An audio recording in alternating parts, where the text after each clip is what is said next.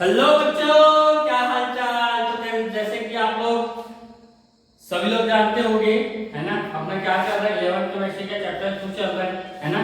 क्या चल रहा है, 11th केमिस्ट्री का चैप्टर 2 चल रहा है, ठीक है। तो उसी को आगे बढ़ाते हुए अभी कल अपन ने क्या क्या बात कर लिया था। कल अपन ने एनोड किरणें यानी कि प्रोटॉन के बारे में पढ़ लिया था और इलेक्ट्रॉन के बारे में पढ़ लिया था, कैथोड किरणों के बारे में। आज अपन पढ़ने वाले हैं थॉमसन के परमाणु मॉडल के बारे में। किसके बारे में? थॉमसन के परमाणु मॉडल के बारे में, ठीक है। तो थॉमसन का परमाणु मॉडल, चल लिखते हैं, थॉमसन का परमाणु मॉडल, है ना, थॉमसन का परमाणु मॉडल, ठीक है। कल अपन ने क्या देखा था? कल अपन ने देखा था कि जो ट्यूब था, है ना, जो वैक्यूम चेंबर था, जिसमें सिर्फ और सिर्फ क्या थी, गैस थी। इधर क्या लगाए थे? इधर लगाए थे अपन ने कैथोड लगाया था, और इधर क्या लगाया था? इधर लगाया था एनोड लगाया था। क्या लगाया था? एनोड लगाया था, ठीक है। अब इस कैथोड में अपन ने क्या किया था? इस कैथोड में अपन ने छिद्र किया था, ठीक है, जिसके कारण अपने को इधर क्या पड़ रहा था, जिसके कारण अपने को इस तरफ जेलेनस की परत में चमक पड़ रहा था, है ना। और जेलेनस परत में जो चमक आ रहा था वो किसके कारण थे? वो थे गैस के आयनीकृत कण थे। क्या थे? गैस के आयनीकृत कण थे, है ना, गैस के आयनीकृत कण। जैसे मैं इसमें डाल दिया हाइड्रोजन H2 यानी कि हाइड्रोजन परमाणु को डाल दिया, है ना। अब हाइड्रोजन परमाणु में होता है एक इलेक्ट्रॉन और एक होता है प्रोटॉन, है ना, एक इलेक्ट्रॉन और एक प्रोटॉन। तो इससे जब इलेक्ट्रॉन जाएंगे तो एक दूसरे को क्या करेंगे? प्रतिकर्षित करेंगे। तो इस हाइड्रोजन से एक क्या निकाल देता है? इलेक्ट्रॉन को निकाल देता है, और एक प्रोटॉन सिर्फ इसमें क्या बच जाता है? इसमें बच जाता है परमाणु में, है ना। अब ये प्रोटॉन सिर्फ और सिर्फ प्लस चार्ज बचा है, वो किधर जाएगा? वो माइनस की ओर भागेगा, इधर पाएगा, माइनस की ओर भागेगा। तो प्रोटॉन क्या थे? अपना एनोड किरणें क्या थे? जो आयनीकृत गैस थे वही एनोड किरणें थे, ठीक है। मोटा मोटी बात करें तो जो आयनिक किरणें थे वही क्या थे? वही अपने एनोड किरणें थे, ठीक है। क्या थे? एनोड किरणें थे। अब देखिए, अब अरे यार चल बोला।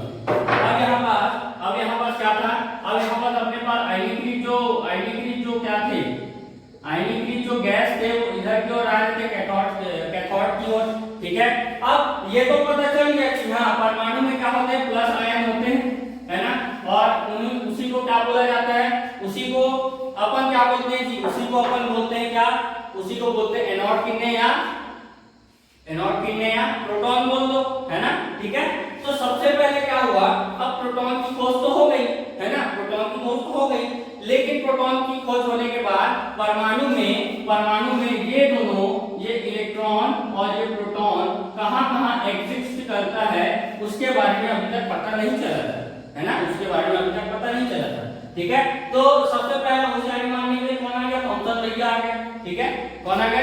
थॉमसन भैया आ गया। आई रिस्पेक्ट है, बस मजाक कर रहे, ठीक है। कौन सा आ गया? थॉमसन भैया आ गए, ठीक है। अब थॉमसन भैया ने क्या बोला? थॉमसन भैया ने बोला कि भैया जो परमाणु है वो एक गोलाकार ठोस की आकृति का है। क्या है? गोलाकार ठोस की आकृति का है, ठीक है। इसमें प्रोटॉन यानी प्लस चार्ज ऐसे धसे हुए होते हैं। क्या होते हैं? धसे हुए होते हैं। और इलेक्ट्रॉन भी इस प्रकार चारों ओर फैले होते हैं। क्या होते हैं? चारों ओर फैले होते हैं। क्या होते हैं? चारों ओर फैले होते हैं, इस पर, है ना। ऐसा किसने बोला? थॉमसन भैया ने बोला। अब थॉमसन ने ऐसा तो बोल दिया, ठीक है, लेकिन क्या क्या बोला? चलो उसके बारे में बात कर लेते। तो पहला बोला सन 1838 में, कितने में? नहीं सॉरी, सन 1898 में, है ना, थॉमसन भैया ने अपना परमाणु मॉडल दिया, ठीक है। और इस परमाणु मॉडल में हमने परमाणु मॉडल दिया, और इस परमाणु मॉडल में क्या क्या बोला कि ये जो परमाणु है, ये जो क्या है? परमाणु जो होता है, परमाणु जो है वह क्या होता है? एक ठोस गोला होता है। ठीक है, क्या होता है? सबसे पहले एक ठोस गोला होता है जिसकी त्रिज्या इस परमाणु की जो त्रिज्या है वो परमाणु की त्रिज्या 10 की घात -10 मीटर हो, मीटर बोलो या 10 की घात -8 सेंटीमीटर होती है। बोला कितना? 10 की घात -10 मीटर या 10 की घात -8 सेंटीमीटर, ऐसा बोला। ठीक है, ऐसा बोल दिया। ठीक है, ठीक है। अब उसके बाद दूसरा क्या बोला? दूसरा इसने बोला कि परमाणु में क्या, परमाणु में जितने इलेक्ट्रॉन होते हैं उतनी ही मात्रा में प्रोटॉन भी होते हैं। ठीक है, कितना? जितनी मात्रा में इलेक्ट्रॉन होते हैं उतनी मात्रा में क्या होती है? प्रोटॉन की मात्रा भी होती है।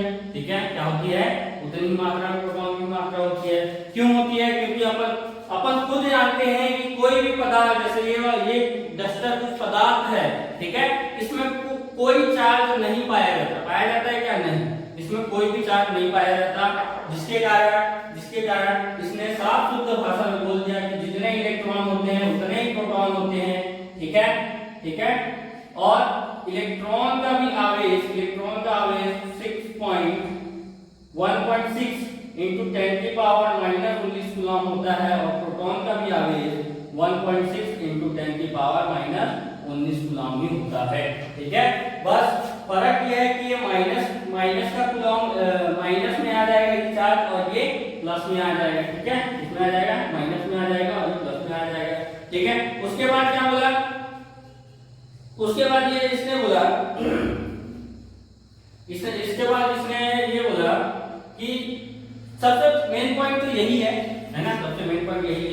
इस मॉडल को प्लम पुडिंग मॉडल भी कहा गया। क्या कहा गया?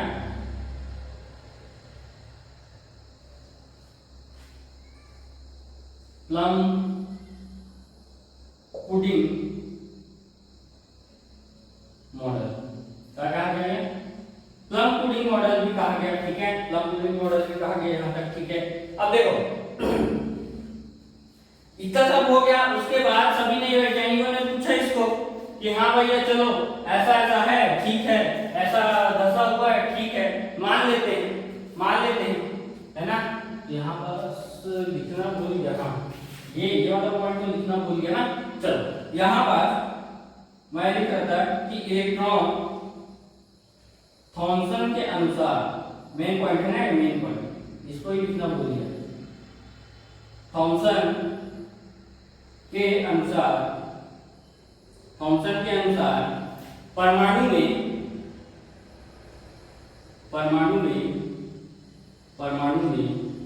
इलेक्ट्रॉन तथा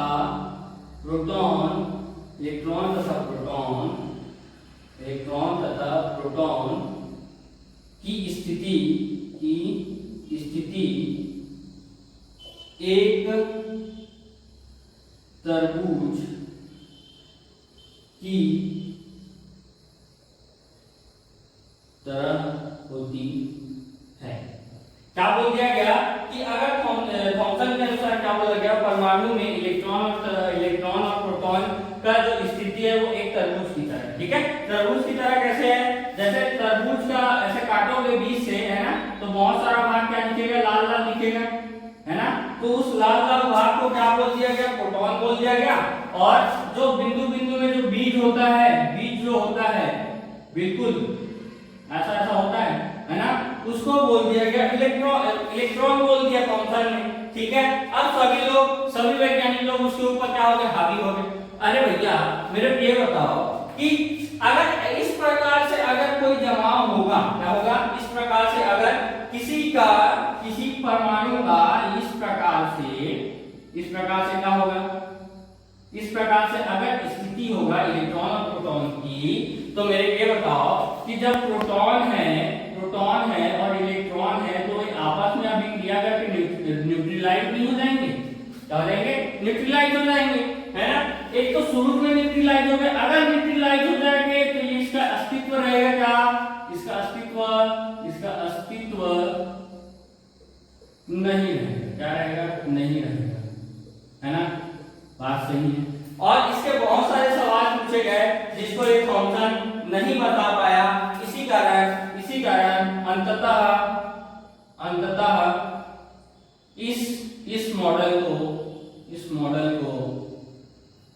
इस मॉडल को रिजेक्ट कर दिया, क्या कर दिया, रिजेक्ट कर दिया गया, ठीक है। स्पेलिंग में थोड़ा मिस्टेक हुआ तो माफ करना, कर दिया गया, ठीक है। यहाँ तक समझ में आया, थॉमसन ने कुछ नहीं कहा है, थॉमसन ने ये बोला हुआ में, है ना, उसने सबका ऐसा ट्रेंड चलता था ना कि परमाणु ऊपर खोज करो, परमाणु के ऊपर खोज करो, है ना, तो परमाणु में स्थिति बताना है ना, तो ये सबसे पहले दे दिया है ना, और क्या बोल दिया कि ऐसा स्थिति होता है। अब ऐसा स्थिति होगा तो खुद तो दिमाग में लगा पाए, अगर ऐसा स्थिति होगा तो ये आपस में न्यूट्रलाइज हो जाएगा, अगर आपस में न्यूट्रलाइज होगा या तो उसकी अस्तित्व नहीं रहेगा, या फिर दूसरा बात उसका एक स्थायी हो जाएगा, क्या हो जाएगा, एकदम स्थायी हो जाएगा, जो भी परमाणु है वो एकदम स्थायी हो जाएगा, किसी के साथ ना अभिक्रिया करेगा ना किसी के साथ बॉन्ड बनाएगा, है ना, वो पूरा का पूरा क्या हो जाएगा, एक तो अस्तित्व ही नहीं रहेगा, दूसरा पूरा स्थित हो जाएगा, वो स्थिर हो जाएगा, उसका कोई अभिक्रिया नहीं हो पाएगा, ठीक है। अब बात करते हैं इसके बाद आता है रदरफोर्ड का मॉडल, किसका मॉडल, रदरफोर्ड का मॉडल। तो रदरफोर्ड का मॉडल फिर से एक अभिक्रिया करता है, क्या करता है, अभिक्रिया करता है, कौन सी अभिक्रिया करता है, वो करता है अल्फा कण प्रकीर्णन अभिक्रिया। कौन सा अभिक्रिया, मैंने कहा तो अल्फा कण प्रकीर्णन अभिक्रिया या फिर प्रयोग, ठीक है। वो एक प्रयोग करता है, क्या प्रयोग करता है, वो करता है अल्फा प्रकीर्णन प्रयोग, अल्फा कण प्रकीर्णन प्रयोग या फिर अल्फा प्रकीर्णन प्रयोग, ठीक है। तो सबसे पहले हेडिंग डालो अल्फा प्रकीर्णन प्रयोग,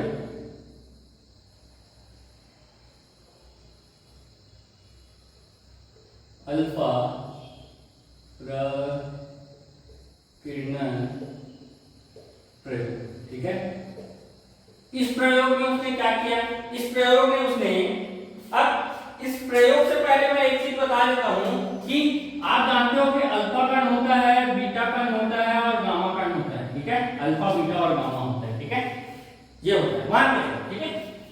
अब देखो अल्फा जो है वो हीलियम का नाभिक है, क्या है, हीलियम 2+ या हीलियम का नाभिक है, ठीक है, और बीटा जो है वो ऋणात्मक है, अल्फा जो है वो धनात्मक है, समझो क्या है, धनात्मक आवेश है, धनात्मक कण है, धनात्मक कण है, ठीक है। और बीटा जो है, बीटा क्या है, बीटा अपना ऋणात्मक कण होता है, क्या कण होता है,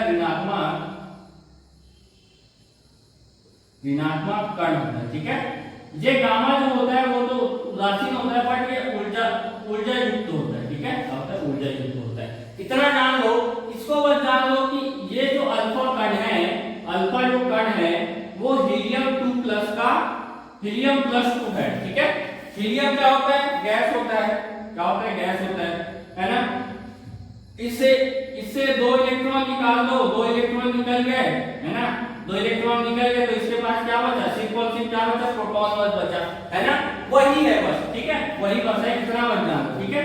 अब देखो क्या किया गया, यहां पर हीलियम यानी अल्फा कण का पूरा स्रोत ले लिया गया, क्या ले लिया गया, ये अल्फा कण का पूरा स्रोत ले लिया गया, ठीक है।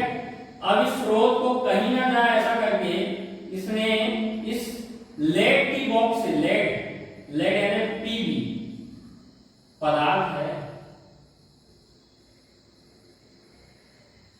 पीरियोडिक टेबल का पदार्थ है, ठीक है, लेड की बॉक्स से इसने कवर कर दिया, ठीक है। और इसको एक चेंबर में किया, इसमें किया चेंबर, इसमें एक बड़े से चेंबर में जिसमें ना कोई गैस हो ना कुछ हो, ठीक है। अब देखो इसने क्या किया कि यहां से जो किरणें निकलेंगी वो लगातार निकलती रहे, ठीक है, लगातार क्या होती रहे, निकलती रहे, सबसे पहली बात ये, ठीक है। उसने अब देखा, उसने और देखा कि ये जो किरणें हैं वो और पतली जाए, क्या जाए, और पतली होके जाए। तो ये ऐसा ऐसा और कर दिया उसने, ठीक है। ये क्या लगा दिया, यहाँ पास लगा दिया उसने, यहाँ पास लगा दिया गया, क्या लगा दिया, इसको क्या बोलते हैं, इसको बोलते हैं स्लिट, क्या बोलते हैं, स्लिट। इससे लगा दिया गया, यहाँ पर स्लिट लगा दिया, ठीक है। और सामने रख दिया, सामने रख दिया किसका चादर, सामने रख दिया उसने एक बहुत ही पतली, बहुत ही पतली, सोच नहीं सकते उतनी पतली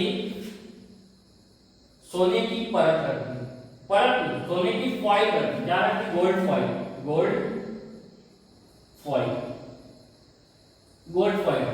अब देखो गोल्ड फॉइल रखने का मतलब क्या है, गोल्ड फॉइल रखने का मतलब है, सोने की पन्नी के रखने का मतलब है कि अपना जो परमाणु है ना, परमाणु मतलब जो पदार्थ है वो कैसे मिलकर बना है, तो पदार्थ जो है वो एक के ऊपर एक, एक के ऊपर एक, एक के ऊपर एक, एक के ऊपर एक, एक के ऊपर एक, एक के ऊपर एक, एक के ऊपर एक, ऐसा जुड़ जुड़ के क्या बनता है, जुड़ के क्या बनता है, एक परमाणु, दूसरा परमाणु, तीसरा परमाणु, चौथा परमाणु, पांचवा परमाणु, छठवां परमाणु, सातवां, आठवां, ऐसा ऐसा करके पूरे एक परत, फिर दूसरा परत, फिर तीसरा परत, फिर चौथा परत, फिर पांचवा परत। इस परत को इस पूरे परमाणु के परत को क्या, पूरे परमाणु के परत से क्या बनता है, एक पदार्थ बनता है, ठीक है।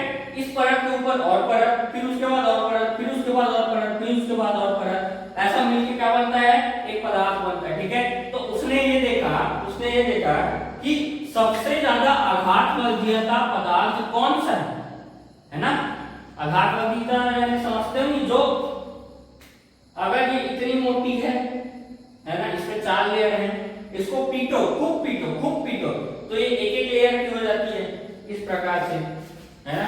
लोहे को पीटने पर वो फैलता जाता है ना। तो उसी प्रकार जो सोने को है अपन पीटते हैं तो वो बहुत ही सबसे अधिक पतली परत के रूप में ये आ जाती है। झिल्ली देखे ना, झिल्ली, सोने की झिल्ली देखे हो, बहुत देखे होते हैं ना, ठीक है। क्या रहती है, बहुत ही पतली सोने की परत आ जाती है, ठीक है। अब बहुत ही पतली, इतनी पतली आ जाती है कि अपने पास एक परमाणु की परत अपने को मिल जाती है, क्या मिल जाती है, एक परमाणु की परत मिल जाती है, ठीक है। कितनी मिल जाती है, एक परमाणु की परत मिल जाती है, ठीक है। अब इसने क्या किया, अब इस साइड इसने एक फोटोग्राफिक प्लेट लगा दिया, क्या लगा दिया, एक फोटोग्राफिक प्लेट लगा दिया, क्या लगा दिया, एक फोटोग्राफिक प्लेट लगा दिया, ठीक है। इस तरफ भी लगा दिया ऐसा, ठीक है। यार फोटोग्राफिक प्लेट है ना, फोटोग्राफिक प्लेट ऐसा कलर कर देता हूं, चले, क्या लगा दिया, फोटोग्राफिक प्लेट लगा दिया, ठीक है। ये है गोल्ड फॉइल, सोने की पन्नी, चलेगा ना, ठीक है। अब देखो यहां से वो क्या दे रहा है, वो बहुत सारे अल्फा कण यानी कि धनात्मक कणों को फेंक रहा है, क्या कर रहा है, धनात्मक कणों को बहुत ही फेंक रहा है, बहुत ही ज्यादा मात्रा में फेंक रहा है, ठीक है। अब ये बहुत ही ज्यादा मात्रा में फेंकता है ना, तो यहाँ पर इस जगह में ये बहुत सारे टकराते हैं, इस जगह में, इतने जगह में बहुत सारे टकराते हैं, ठीक है। इस गोल्ड फॉइल में सभी के सभी कण जो है वो टकराते जाते हैं है ना। तो उसने प्रयोग के बाद ये देखा कि बहुत सारे जो कण हैं वो उनका यहाँ पास परछाई दिख रहा है, यहाँ पास परछाई दिख रहा है, यहाँ पास परछाई दिख रहा है, यहाँ पास दिख रहा है, यहाँ पास दिख रहा है, यहाँ पास दिख रहा है, एकदम यहाँ पास में दिख रहा है, ठीक है, एकदम पास में दिख रहा है, ठीक है। लेकिन इस बीच में नहीं दिख रहा है, और कहाँ दिख रहा है सर, और बता देते हैं, और कहाँ दिख रहा था, इसको थोड़ा सा मिटा देते हैं अपन, है ना। यहाँ पास दिख रहा था, यहाँ पास दिख रहा था, यहाँ पास दिख रहा था, यहाँ पास दिख रहा था, यहाँ पास दिख रहा था, ऊपर में ये जुड़ा नहीं है ना, यहाँ पर दिख रहा, यहाँ पास कुछ पॉइंट दिख रहे थे, यहाँ पास दिख रहे थे, यहाँ पास दिख रहे थे, है ना। ये सामने तो एकदम सीधी है ना, सामने क्या है, एकदम सीधी पड़ी है, यानी कि इसका मतलब है कि सामने सामने से यहाँ पर पूरा भाग खाली है, जिसकी वजह से क्या हो जा रहा है, यहाँ तक पहुंच जा रहा है। ठीक है, बात सही है, यहाँ तक पहुंच जा रहा है। ठीक है, इनमें से कोई ना कोई कण इस मेन बिंदु से टकराया होगा या इस मेन बिंदु के आसपास से गया होगा, तब जाके यहाँ पर बनाया होगा, है ना, यहाँ पर बनाया और यहाँ पर बनाया होगा। ठीक है, फिर एक बिंदु अपने को जस्ट अपोजिट यहाँ पर दिखता है, कहाँ पर, यहाँ पर एक बिंदु, कितना बिंदु, एक बिंदु अपने को पीछे तरफ दिखता है। ठीक है, अब यहाँ पर तो छोड़ो, अब इस साइड समझना है। ठीक है, अच्छे से समझना है। ये क्या है, अपना सोने का फॉइल। ठीक है, सोने का फॉइल है, इससे मैं लगातार इसको अल्फा कण फेंक रहा हूं। ठीक है, लगातार। ठीक है, अब ये इसको मैं एक गोला मान लेता हूं, क्योंकि ये परमाणु क्या है, एक परमाणु है तो एक गोला मान लेता हूं। ठीक है, चलेगा, एक परमाणु है तो एक गोला मान लेता हूं। ठीक है, अब देखो इस बीच में एक बिंदु मान के चलो, ये बिल्कुल केंद्र क्या है, केंद्र। ठीक है, इधर लगा है अपना, इधर अपना ये फोटोग्राफिक प्लेट लगा है। क्या लगा, फोटोग्राफिक प्लेट लगा है। अब देखो, अब ये जो किरणें हैं यहाँ से जा रही है, ठीक है, यहाँ से जा रही है, ठीक है, यहाँ से भी जा रही है, ठीक है, यहाँ से जा रही है, ठीक है, ऊपर से भी जा रही है, ठीक है, यहाँ से भी जा रही है, ठीक है ना, ठीक। लेकिन कुछ किरणें ऐसी हैं जो यहाँ से एकदम पास से जो गुजरती है वो डायरेक्ट बेंड हो जाती है। क्या हो जाती है, बेंड हो जाती है। सूक्ष्म कण से क्या हो जाती है, विक्षेपित हो जाती है। ऊपर से कुछ जा रही है, ऐसा एकदम पास में पड़ जाता है, एकदम पास में पड़ जाता है, तो ऐसा बेंड हो जाता है। ठीक है, ठीक है, तो आगे दिख रहा है ना अच्छे से। ठीक है, अब देखो 20,000 या 12,000, कोई बुक में 20,000 लिखता है, कोई बुक में 12,000 लिखता है। 20,000 या 12,000 कणों में, अल्फा कणों में से एक कण डायरेक्ट इसके सीधे जाता है ना, इसके सीधे चले जाता है, और ये एकदम क्या बोलते हैं, एकदम पास में पहुंचने के बाद यहीं से क्या हो जाता है, विपरीत दिशा में गति करने लगता है, यानी लौट के वापस आ जाता है, और उसका अपने को क्या बोलते हैं, इसको स्पॉट अपने को इस साइड देखने को मिलता है, इस साइड देखने को मिलता है। क्यों देखने को मिलता है, ठीक है, अब इतना समझ में आया ना। ठीक है, ठीक, अब क्यों देखने को मिलता है वो बता।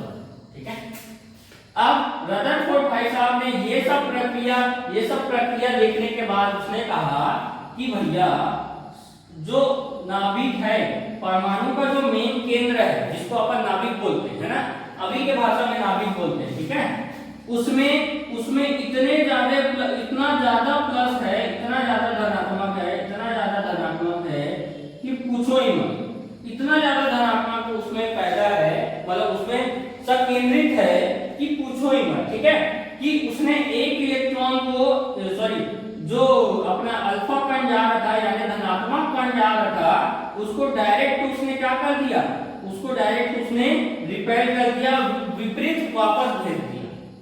क्या कर दिया, वापस भेज दिया। ठीक है, क्या कर दिया गया, वापस भेज दिया गया। ये भी प्लस और ये भी प्लस। अब अपन जानते हैं प्लस और प्लस में क्या होता है, प्रतिकर्षण होता है। क्या होता है, प्रतिकर्षण होता है। ठीक है, माइनस और प्लस में क्या होता है, माइनस और प्लस में आकर्षण होता है। क्या होता है, आकर्षण होता है ना।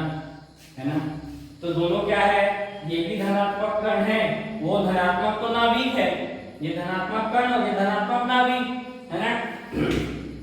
अब इससे क्या हुआ कि ये इतना जोर से इनके बीच में प्रतिकर्षण बल लगा, इतना जोर से इतना प्रतिकर्षण बल लगा कि इस धनात्मक कण को वापस आना पड़ा। क्या करना पड़ा, इस धनात्मक कण को वापस आना पड़ा। ठीक है, क्या करना पड़ा, धनात्मक कण को वापस आना पड़ा। अब देखो, मान के चलो ये मेरा क्या है, ये मेरा नाभिक है, ठीक है, किसी परमाणु का नाभिक, ठीक है। अब ये क्या है, ये धनात्मक कण अल्फा है, क्या है, धनात्मक कण अल्फा, ठीक है। अब इस धनात्मक कण से मैं इधर ऊपर से ले जाऊंगा चले जाएगा, नीचे से ले जाऊंगा चले जाएगा, इसके पास से ले जाऊंगा चले जाएगा, लेकिन इसके जस्ट जैसे ही पास आता हूं, है ना, ये मेरे को प्रतिकर्षित कर देता है और इसके कारण ये बेंड हो जाता है ऊपर की ओर, ठीक है, ये ऊपर की ओर बेंड हुआ ठीक।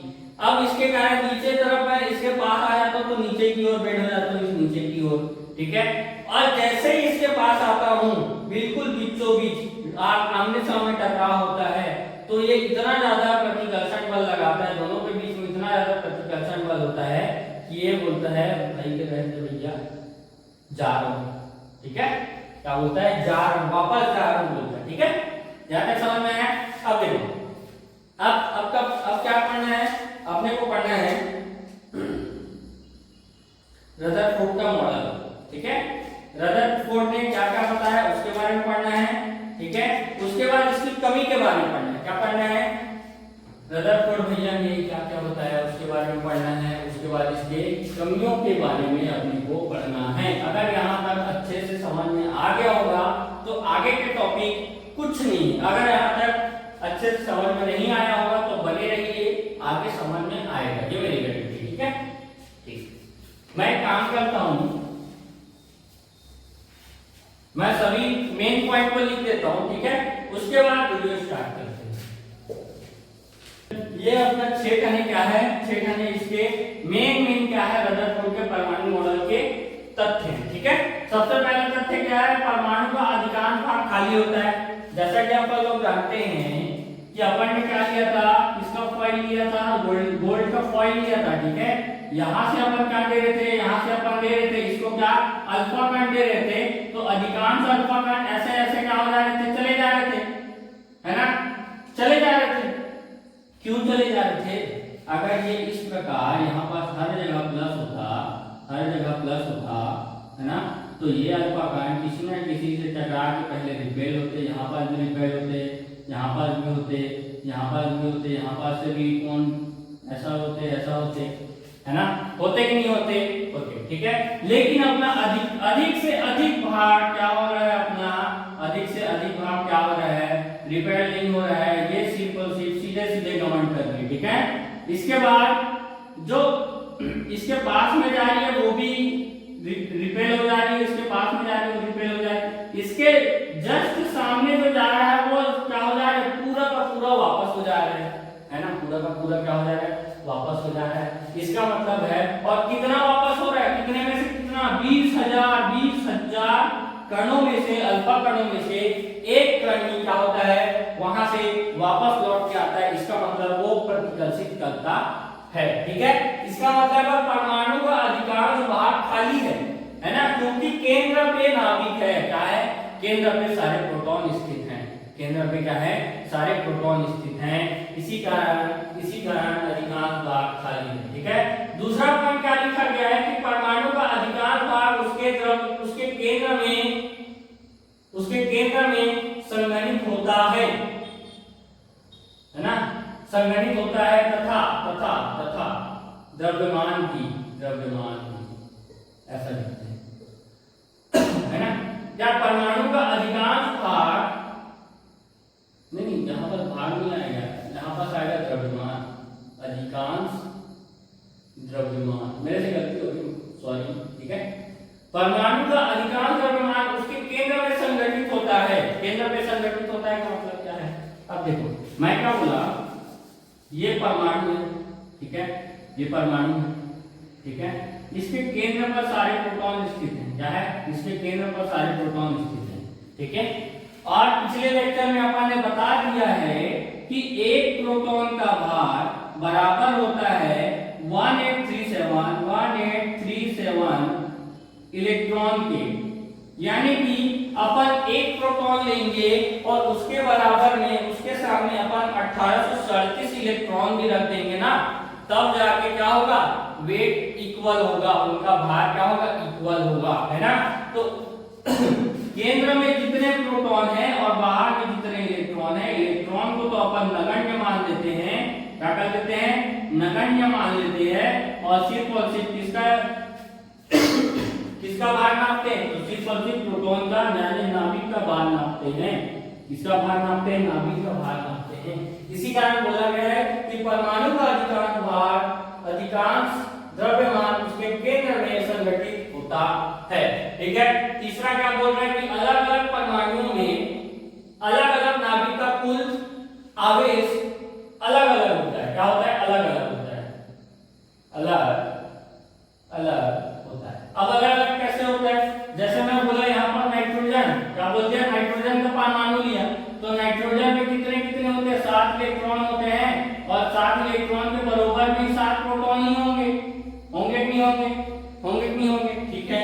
वहां पर मैं ले लिया, अगले में ऑक्सीजन ले लिया तो अगले में ऑक्सीजन 8 इलेक्ट्रॉन होते हैं, उसके बराबर में 8 प्रोटॉन भी होंगे। मैं ले लिया फ्लोरीन, फ्लोरीन कितना होता है, 9 होता है, 9 तो होता है, हाँ 9 होता है, 9 इलेक्ट्रॉन होते हैं और 9 क्या होते हैं, प्रोटॉन होते हैं। सभी में अंतर दिख रहे हैं, सभी में अंतर दिख रहे हैं। अब मेरे को बताओ इसका आवेश ज्यादा होगा कि इसका आवेश ज्यादा होगा कि इसका आवेश ज्यादा होगा, तो आप बोलोगे ये सबसे छोटा होगा, फिर उससे बड़ा होगा ये, फिर उससे भी बड़ा होगा ये, है ना। तो अलग अलग तत्वों में, अलग अलग परमाणुओं में अलग अलग आवेश अपने को दिखाई देता है। ठीक है। अब चौथा है नाभिक के चारों इलेक्ट्रॉन वृत्ति मार्ग में वृत्ति मार्ग यानी किसी कक्ष या कक्षा पर वो चक्कर लगाता है। ऐसा किसने बोला, रदरफोर्ड भैया ने बोला। ठीक है। तो हाँ लगाते ही है, लगाते ही है, लगाते ही लगाता है। यहाँ पर अपना नाभिक हो गया, जो इलेक्ट्रॉन वृत्ति मार्ग में चक्कर लगाता है। ठीक है, ठीक है।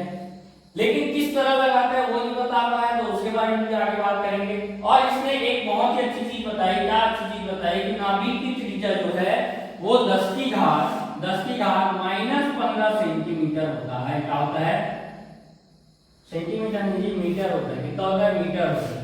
10 की घात -15 मीटर होता है। ठीक है। यानी कि अगर एक फुटबॉल का मैदान है, ये इस तरह समझा है कि अगर एक फुटबॉल का मैदान है और उस मैदान के बीचों बीच एक मक्खी बैठे, क्या बैठे, एक मक्खी बैठे, तो उसके आयतन के जितना, उसका जितना वो घेरेगा ना, जगह जितना घेरेगा उतना जगह ये परमाणु घेरता है। अगर परमाणु को फुटबॉल मान लिया जाए तब। ठीक है। ये नाभिक घेरता है। नाभिक किसके बराबर होता है, एक मक्खी के बराबर हो जाता है। ठीक है, ठीक है। अब देखो नाभिक तथा इलेक्ट्रॉन के बीच कूलॉम बल होता है। अब देखो इन दोनों के बीच कुछ ना कुछ प्रतिकर्षण बल लगेगा, है ना। कुछ ना, सॉरी प्रतिकर्षण बोलता हूं, ये प्लस है और ये माइनस है, तो ये जो प्रोटॉन है इलेक्ट्रॉन को खींचना चाहेगा, चाहेगा कि चाहेगा, चाहेगा। ठीक है। तो इनके बीच जो बल लगता है इसको बोलते हैं कूलॉम बल। क्या बोलते हैं, कूलॉम बल। क्या बोलते हैं, कूलॉम बल। ठीक है। क्या बोलते हैं, कूलॉम बल बोलते हैं। ठीक है। आवेशों के मध्य लगने वाला कूलॉम बल कहलाता है। ठीक है, ठीक है। अब देखो, अब ये जो कूलॉम बल लग रहा है तो ये पूरा का पूरा क्या आ जाएगा, पूरा का पूरा अंदर में समेट जाएगा, एक दूसरे को क्या कर देगा, न्यूट्रलाइज कर देगा, है ना। इसलिए भी नहीं देखे थे। तो इसने बताया कि एक अगर इलेक्ट्रॉन को चक्रण कर दिया जाए, इलेक्ट्रॉन को गति दे दिया जाए, वृत्ति गति दे दिया जाए, तो वो कभी भी नाभिक में आके नहीं गिरेगा। क्या नहीं करेगा, नाभिक में आके नहीं गिरेगा। तो इसी कारण क्या बोला था, नाभिक के चारों ओर इलेक्ट्रॉन वृत्तीय मार्ग में चक्कर लगाता है। ठीक है, वृत्तीय मार्ग पर चक्कर लगाता है। ठीक है। ये तो पूरी हो गई परमाणु मॉडल। ठीक है। अब इसके बारे में इसकी कमियां भी देखते हैं, है ना। कमियां बताने के लिए, इसकी कमियां बताने के लिए कौन आया, मैक्सवेल भैया है। कौन है, मैक्सवेल भैया है। ठीक है। मैक्सवेल ने बहुत सारे दिए, थ्योरी दिए, है ना। उसके बारे में अभी पढ़ते हैं। ठीक है। तो इसको मिटा दो एक बार। ठीक है। अब इसके बाद अपन पढ़ेंगे मैक्सवेल की थ्योरी। ठीक है। उसके बाद अपने को पढ़ना है इसकी कमियां। वो तो खुद ब खुद समझ में आ जाएगी। ठीक है। खुद ब खुद समझ में आ जाएगी मैक्सवेल की थ्योरी पढ़ने के बाद। ठीक है। चलिए अब ध्यान से सुनते रहो। ठीक है। मैं जो समझा रहा हूं उसको भले ही नोट डाउन करना चाहो तो सुनने के बाद नोट डाउन करना। ठीक है। इसका थोड़ा सा थ्योरी लंबा है, ठीक है। तो उसको लिखना थोड़ा सा पॉसिबल नहीं होगा, बन जाएगा, ठीक है। तो ध्यान से सुनते रहो, ठीक है। सबसे पहले इसने बोला क्या बोला कि भैया रदरफोर्ड तुम्हारा एक मॉडल में कमी है, इस परमाणु मॉडल में कमी है। क्या कमी है, ठीक है, क्या कमी है बताओ भैया, मैक्सवेल भैया बताओ क्या कमी है बताओ, ठीक है। तो वो बोलता है, मैक्सवेल भैया बोलता है कि अगर नाभिक में प्रोटॉन है, ठीक है, आपकी बात ठीक है, आपने प्रयोग किया, प्रूफ करके दिखाया, ठीक है। लेकिन मेरे ये प्रूफ करके बताओ कि इलेक्ट्रॉन घूमता है तो इसकी ऊर्जा क्यों नहीं निकलती। अगर भैया मैं आपको दौड़ाते जाऊंगा, आपकी ऊर्जा निकलेगी कि नहीं निकलेगी? निकलेगी ना, भले ही कम मात्रा में निकले, लेकिन निकलेगी कि नहीं निकलेगी?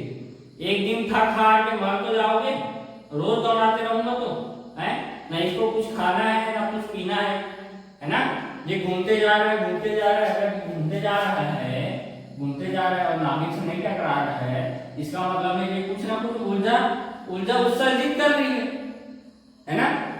तो मैक्सवेल ने ये बोला, मैक्सवेल ने क्या बोला कि मैक्सवेल ने ये बताया कि अगर कोई भी कण मैक्सवेल द्वारा कोई भी कण अगर वृत्तीय मार्ग या पथ पर गति करती है तो उसकी गति त्वरित हो जाती है। क्या हो जाती है? त्वरित गति हो जाती है। क्या हो जाती है? त्वरित गति हो जाती है। अब त्वरित गति जैसे ही होती है तो मैक्सवेल एक बहुत ही बड़ा क्या है, मैक्सवेल सबसे बहुत मतलब ये जो विद्युत वाला जितना भी खोज हुआ है ना, वो मैक्सवेल भैया के द्वारा हुआ है, मैक्सवेल भैया के द्वारा, ठीक है। तो मैक्सवेल को थोड़ा सा कम समझना, ठीक है। अब देखो मैक्सवेल ने इसमें क्या किया था, मतलब कुछ किया रहा होगा, पीएचडी है, वैज्ञानिक था, है, तो बहुत उसका मान्यता था, ठीक है। तो उसने ये बताया कि अगर रदरफोर्ड भैया कि अगर कोई कण अगर वृत्तीय मार्ग में गति कर रही है ना, अगर वृत्तीय मार्ग में वृत्तीय पथ पर गति कर रही है तो उसकी गति त्वरित गति कहलाएगी। क्या कहलाएगी? त्वरित गति कहलाएगी। यानी कि अगर एक बात त्वरित हो गई तो त्वरित गति हो जाती है, जिससे वह कण विकिरण उत्पन्न करेगी। क्या करेगी? विकिरण उत्पन्न करेगी। अब ये विकिरण क्या होगा? ऊर्जा क्या होता है? ऊर्जा उत्पन्न करेगा। क्या करेगा? ऊर्जा उत्पन्न करेगा। बात सही है, ठीक है। क्या करेगा? ऊर्जा उत्पन्न करेगा। यहां तक समझ में आया? अगर कोई कण वृत्तीय मार्ग में गति कर रही है, किस पे गति कर रही है? वृत्तीय मार्ग पे गति कर रही है, इसका मतलब है कि वह कण विकिरण उत्पन्न करेगा, और विकिरण का चुपचाप सा मतलब है ऊर्जा उत्पन्न करेगा। यानी कि ऊर्जा को वह अपने शरीर से, अपने बॉडी से वो निकालेगा। क्या करेगा? ऊर्जा को अपने बॉडी से निकालेगा। और ऊर्जा अगर बॉडी से निकलेगा तो ये धीरे धीरे थक हार के अपने मार्ग को छोटा करते हुए एक न एक दिन इलेक्ट्रॉन नाभिक से टकरा जाएगा। क्या हो जाएगा? नाभिक से टकरा जाएगा। अगर ये इलेक्ट्रॉन नाभिक से टकरा गया तो इसकी अस्तित्व ही नहीं रहेगा। क्या नहीं रहेगा? इसका अस्तित्व ही नहीं रहेगा। बात सही है? बिल्कुल बात सही है। अगर ये इलेक्ट्रॉन नाभिक से अगर एक बार टकरा गया तो इसका अस्तित्व नहीं रहेगा। ऐसा किसने बोला? ये मैक्सवेल भैया ने बोला। अब मैक्सवेल और रदरफोर्ड भैया ने क्या किया कि इन दोनों ने, चलो भैया ऐसा भी बात है तो चलो देखते हैं एक बार स्पेक्ट्रम में देखते हैं कि कैसा विकिरण का लाइन आ रहा है ना, कैसा विकिरण का लाइन आ रहा है। तो 9वीं में पढ़े होंगे, है ना, क्या पढ़े होंगे कि प्रकाश किरणों का स्पेक्ट्रम, है ना, प्रकाश किरणों का स्पेक्ट्रम वो किसमें चेंज हो जाता है? वेव गैस में चेंज हो जाता है।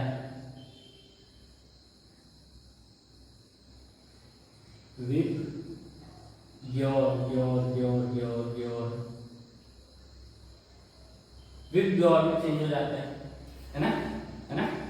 प्रकाश की जब पड़ती है, तो प्रिज्म से जब पड़ती है तो इसको एक स्पेक्ट्रम पे लेते हैं, तो इसका जो क्या मिलता है, क्या बोलते हैं इसको, violet, blue, green, yellow, orange और रेड और कुछ तो मिलता होगा, है ना। इस प्रकार से मिल जाती है ना।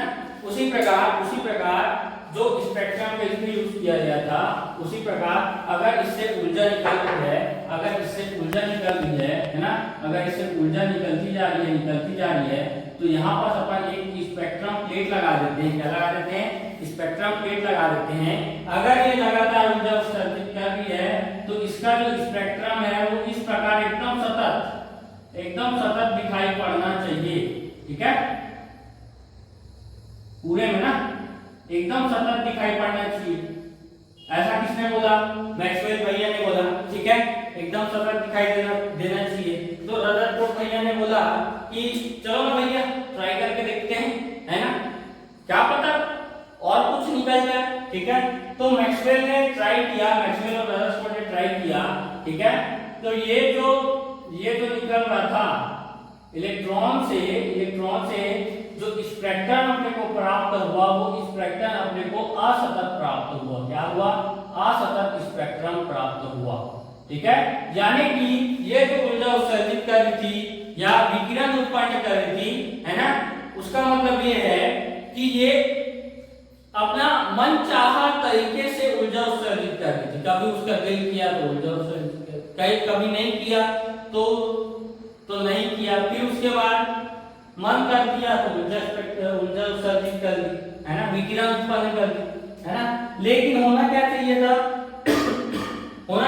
था कि ये जो बिल्कुल लगातार ऊर्जा उत्सर्जित करनी चाहिए थी, यानी कि लगातार विकिरण उत्पन्न करनी चाहिए थी, वैसा अपने को दिखाई नहीं पड़ा, वैसा अपने को दिखाई नहीं दिया, ठीक है। तो रदरफोर्ड की सबसे बड़ी कमी, रदरफोर्ड के परमाणु मॉडल की कमी क्या थी? परमाणु मॉडल की सबसे बड़ी कमी थी कि यह परमाणु के